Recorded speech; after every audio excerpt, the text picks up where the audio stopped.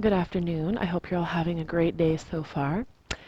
Today's lesson is going to be about the carbon cycle. And realistically, when we talk about the carbon cycle, we actually end up talking about oxygen as well. And the reason is fairly straightforward. We know that in photosynthesis, carbon dioxide is used in part to help create oxygen, and in cell respiration, the opposite is true. And so it's a little difficult to talk about carbon without talking about oxygen as well. So carbon is one of the essential elements in all living organisms. In fact, all organic molecules, molecules that make up living organisms, have carbon in them. Carbon can make 4 bonds, and this is a pretty important thing chemistry-wise. Because you can make 4 bonds, there are many, many, many compounds that you can make out of carbon. In fact, the carbon making 4 bonds is more than any other molecule can. So some of the compounds that we can make with carbon are illustrated below.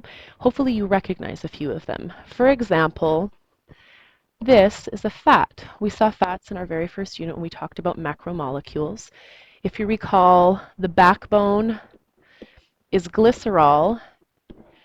Each branch is a fatty acid. Now fats can be saturated or unsaturated, and if you look at the structure of this molecule, perhaps you can identify which part of it is or isn't. Right here, I have a carbon to carbon double bond. That makes that third fatty acid unsaturated, and so that's the key thing that you're looking for. So a little bit of review of the first unit. Like the cute little picture on the left indicates, vitamins have carbon at their base. Now the structure of a vitamin is not something that you're required to know, but I do want you to know that that's a type of compound that carbon makes up. On the bottom, hopefully you recognize, maybe you can even read the small print.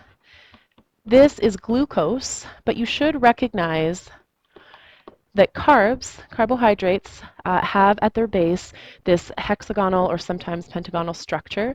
That's very typical. So if you're looking at a diagram and you see that shape, that should be your clue that it's some kind of carbohydrate. It could be a monosaccharide, which is what glucose is. It could also be a di or a polysaccharide, depending on how many units of sugar are attached together.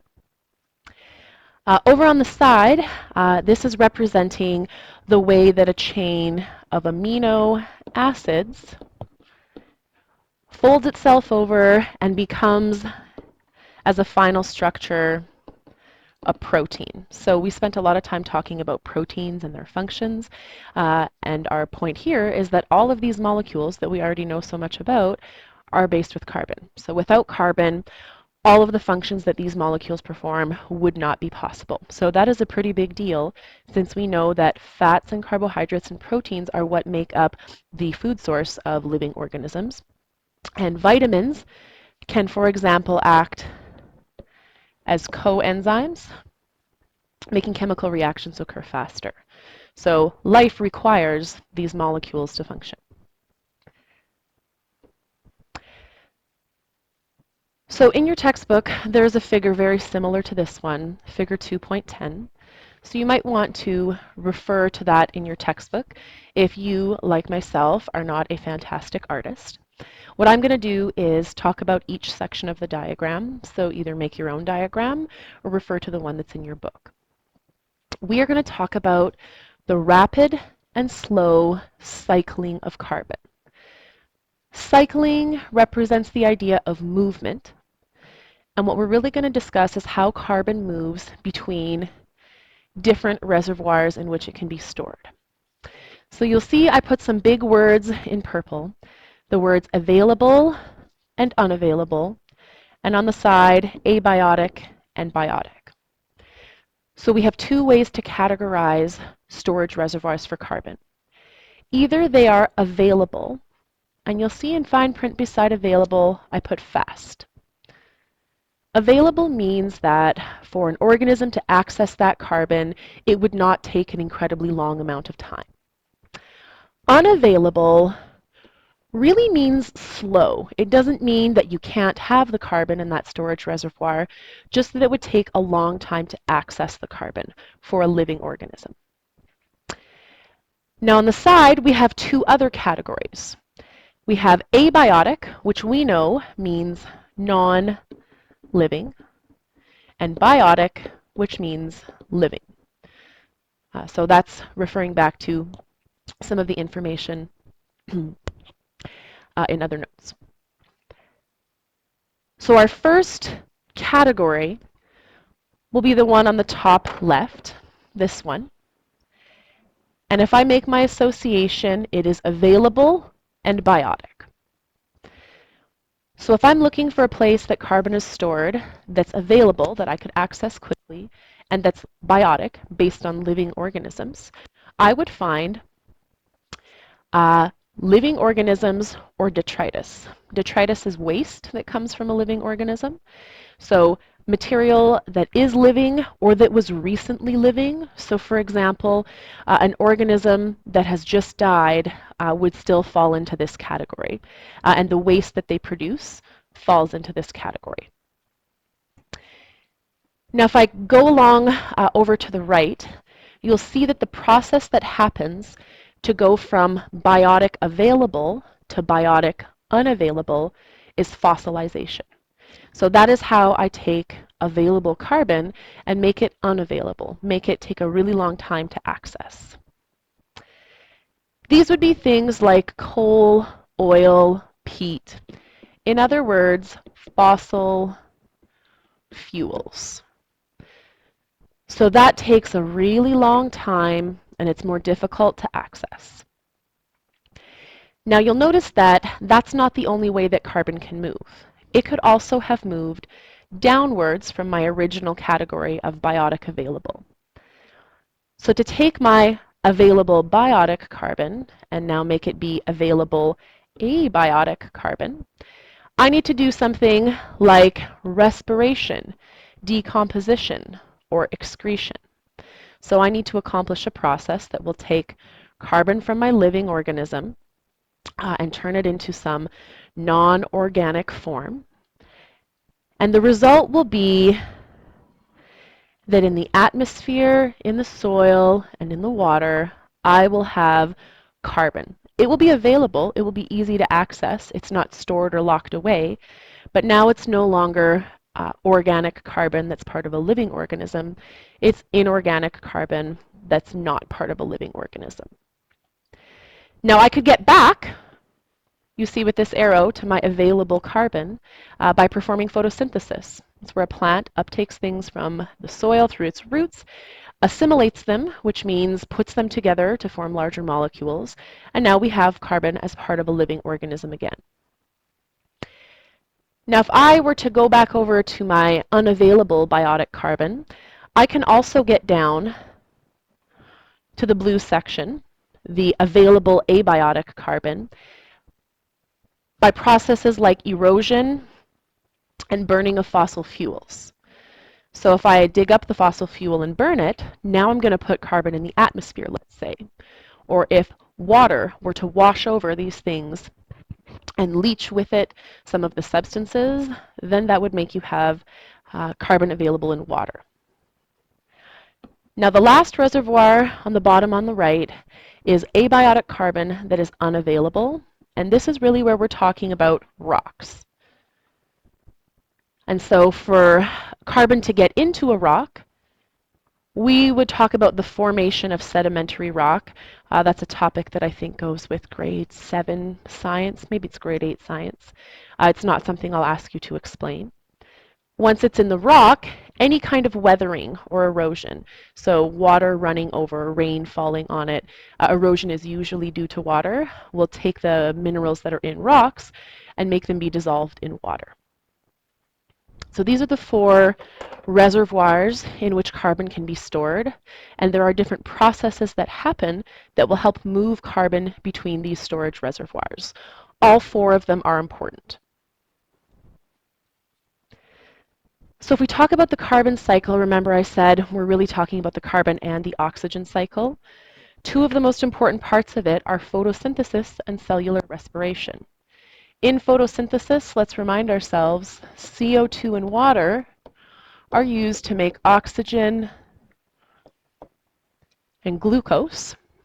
So photosynthesis uses up CO2 and produces oxygen. Cell respiration does exactly the opposite. Oxygen and glucose are used to produce CO2, water, and of course we know energy. So those two processes have a direct effect on the concentration of CO2 and on the concentration of oxygen. So the general rule of thumb is if I'm using up CO2, I'm probably producing oxygen or getting more oxygen. Now there are some other processes that we saw between the storage reservoirs. For example, fossilization. Fossilization is when an organism dies and over a very, very long period of time, their body is compressed by the weight of the soil and becomes a fossil fuel. So this is very, very slow. And you might recall us talking about the formation of fossils in Chapter 4 when we did evolution. Now combustion, we saw, was the way that you can get that fossil fuel and take it from an abiotic or from a biotic unavailable source and make it be an abiotic available source. So combustion is when we burn fuels, and that gives us carbon in the atmosphere. So all of these processes are really describing how carbon is getting from one reservoir to the next. Now, a couple that I'm going to add, volcanic eruptions. Volcanic eruptions release a bunch of CO2 gas. A volcanic eruption involves combustion, not necessarily of fossil fuels, but still of fuels, and so that usually increases CO2 concentrations. And the last process is diffusion. Diffusion usually happens between air and water. CO2 that's in the air can be absorbed and can diffuse into water. A carbon sink is something that holds or stores more carbon than it emits. And so my really good examples of carbon sinks, we'll see down here, carbon sink, carbon sink. So the ocean is a really great example of that. The ocean stores a large amount of carbon dioxide because it can diffuse from the air into the water. Now on the bottom, we have a little visual description of the carbon cycle. So you'll see I represented photosynthesis here, animal and plant respiration. So don't forget that all organisms do cellular respiration all the time. It doesn't have to happen only at night. And the common misconception would be that since plants do photosynthesis, they don't do cell respiration. And so remember, that's not true. We also have our organisms and their waste products eventually becoming fossils and fossil fuels. So that would be step 3. We have combustion, like from an automobile or from a factory, as well as volcanic eruption. I put them right beside each other because I'm performing combustion in both steps, but one of them is sort of natural, one of them is man-made. And then over here on the side, I add a little bit of information about the ocean. There is usually, in a lot of bodies of water, some limestone. And there can be other types of rocks too, but it's the one I'll focus on. Shells, any kind of shell that you find. So if you're on the shore and you're finding seashells, that's what I'm talking about. So shells and rocks that are in water will slowly return carbon to the soil, air, and water. This would be the process of erosion happening and weathering. And then down at the bottom, I put another note about the ocean. In the ocean, there is rapid reproduction. That means that rapidly, carbon is being incorporated into the biomass of phytoplankton, typical aquatic producers. And so we're moving it back through the food chain rather rapidly. All of these things affect the cycling of carbon. And finally, I'd just like to highlight the fact that there has to be energy. If I took away the source of energy, even if I still had all of this matter, nothing would happen. If I took away the sunlight, photosynthesis wouldn't happen. If there was no photosynthesis, eventually cellular respiration would cease as well because there would be no source of food, so my food chains would all collapse. If there's no organisms left, then I'm not going to make any new fossils. And so I would be really limited in how carbon could move from one reservoir to the next. So remember, we need energy and matter. We can't have just one or just the other. So like I mentioned, you can't talk about carbon without talking about oxygen, and there's an equilibrium between those two gases. Now, we focus a lot on photosynthesis and cellular respiration because those are two biological processes that involve or that affect the equilibrium between carbon dioxide and oxygen. So I put a little scale here just representing that if we have lots of one and not a lot of the other, then we don't have equilibrium. So we have to have balance. We have to have photosynthesis happening and cellular respiration happening as well. Now remember that cellular respiration isn't the only process that contributes on this side. Any type of combustion would weigh down the cellular respiration side, and that's typically the problem that we're running into. Now in your textbook, when you read chapter 2, you will get to a section that talks about the Gaia hypothesis, the idea that the biosphere acts like an organism. We're not saying the biosphere is an organism. We're saying it acts like one. I'm pretty sure this is a simile if I was teaching English, which I most certainly am not. But it acts like an organism that regulates itself, maintaining conditions within certain limits. If you don't know what word that represents, then you have not been in bio class every day for the last 8 weeks. This sounds a lot like homeostasis, maintaining conditions. So what we're saying is that the Earth, the biosphere, is doing the same thing that your body is doing, but on a much larger scale. So in your textbook, there are a couple of questions that I like to focus on and make sure that you know the answer to. They both come from page 46, and I have them written here. The first one is, what are the major carbon sinks on Earth? So I've got a picture down here, and then I put a funny-looking sink. This is the most awesome sink I've ever seen. You put your hands in, the water turns on, and then the water runs down a little slide into a drain on the floor. It was so cool. I was super excited the day I saw this. Anyways, here's one of my carbon sinks. Here's the other. Plants and water. Those are the main carbon sinks on Earth. The other question, how will human activities affect carbon cycling? So with the water cycle, with the carbon cycle, and then tomorrow with phosphorus and nitrogen, we need to recognize how actions we take will affect that cycle. And so I put an example here of indirect and direct effects. If we burn things, combustion, we burn fuels, we are producing a lot of the time some CO2. So this is directly increasing CO2 levels.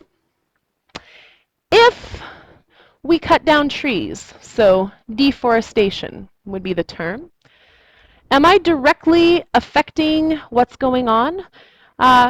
No, but I am making less CO2 be used or stored. And so I'm not actually putting more CO2 into the atmosphere, but I'm reducing the capability of the biosphere to maintain its equilibrium. So both of those things have an effect on the carbon cycle. So on that topic, we will talk about probably the most popular side effect of us affecting the carbon cycle, the enhanced greenhouse effect. The word enhanced is not there just for fun. It is there purposefully because the greenhouse effect is good. The enhanced greenhouse effect is the one that's not. And not a lot of people know the difference. So first of all, where does carbon dioxide come from? We'll just remind you, cell respiration, combustion are the two main sources. What is the effect? CO2 traps heat, but allows light to pass. So if you take a look at the picture, it's representing that energy is incoming from the sun. So here's the solar incoming energy. And now we know that the Earth is constantly trying to keep itself in balance. And so eventually, all of the sun's energy is supposed to be re-radiated out into space as heat. But if you take a look over here, you'll see that one of the arrows bounces back, like it tried to get out, but it couldn't. So CO2 traps heat but allows light to pass. The greenhouse effect, thus, is necessary to maintain temperatures that allow life to exist. Without the greenhouse effect, it would be too cold. It would be too cold on our planet. Water would freeze. If water starts freezing, we saw yesterday, things that live in water are going to die, and that's going to cause a whole host of other problems. So we need the greenhouse effect. Without it, life on our planet, the way we know it, would cease to exist. But here's the problem. The enhanced greenhouse effect. That means more. So instead of the right amount of heat being trapped, more heat is being trapped. So here's a problem. Ocean storage is affected by temperature. The hotter it gets, the less CO2 is dissolved. Perhaps you've taken chem and you remember learning about gases and their properties and how at high temperatures liquids dissolve less gas. The gas will return to the atmosphere, and that's the truth. So if the oceans become warmer, they can store less CO2, which means there's more CO2 in the atmosphere, which means what?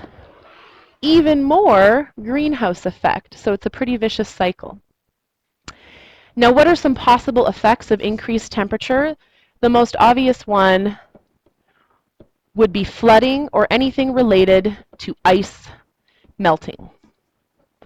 Our planet's at an equilibrium. If we start messing with temperature, even by a fraction of a degree, that's enough to cause some ice that stays ice all the time to melt. If enough of that happens, ocean levels rise, and flooding would be the obvious consequence, but it could lead to many other things. It could lead to different weather patterns. We know that water transports energy throughout the globe, and if now water is moving differently or is a different temperature, we're affecting not just whether or not it floods, but we're affecting the weather. We're affecting how much heat is transferred from the water to the air. So there are a ton of other potential consequences here that we don't even really know about because it hasn't happened yet. Now, you notice I didn't use the word global warming because I don't want to talk about it and agree or disagree with whether or not this is a real thing. What I know is true is that CO2 traps heat but allows light, and if we didn't have CO2, it would be too cold on our planet. I also know that there is more CO2 in the atmosphere than there used to be, and so it would be logical to say that temperatures are increasing. And if you look at temperature data, that is the truth. The average temperature is higher than it used to be. I do not know if it will keep going up or if something will happen, and I do not care to discuss it any further than that. So the last page here just gives you a little bit of the evidence that we have that proves what I was just saying. We have things called stromatolites. They are fossils that are found in rocks. And we know from these fossils that places that are currently temperate, so that means not overly hot, not overly cold, moderate, they were once tropical. Way hotter, way more humid. Why? Because we find fossils of plants and animals that are tropical in these areas. So that's indication that climate has changed in the past, that the way the climate is now isn't the same way it was in the past. So that's pretty good evidence that it will probably continue to change in the future. The other thing is that carbon dioxide emissions have been increasing over the last 100 years or more, meaning there's more atmospheric carbon dioxide. This enhances the greenhouse effect and could very probably lead to a warming trend. Notice I use the word could. Could. It could do this. It could cause warming, and it could cause changes in global ecosystems. Now here's a picture. You might have seen rocks like this. They sell them in Banff all over the place in cool colors. But they have bands in them. And often these bands are iron oxides. And these rocks, which are formed over thousands and millions of years, show us how the composition of the atmosphere changed. Because we know that oxygen reacts with iron quite easily. And so we can see where the composition of the atmosphere changed. So it's just evidence for us that the atmospheric composition has changed in the past. And so that's pretty good evidence that it could change in the future. And the big question we have to ask ourselves is, how can we help our planet perform its homeostasis? I said that with air quotes, you couldn't see. But how do we preserve the natural balance on our planet?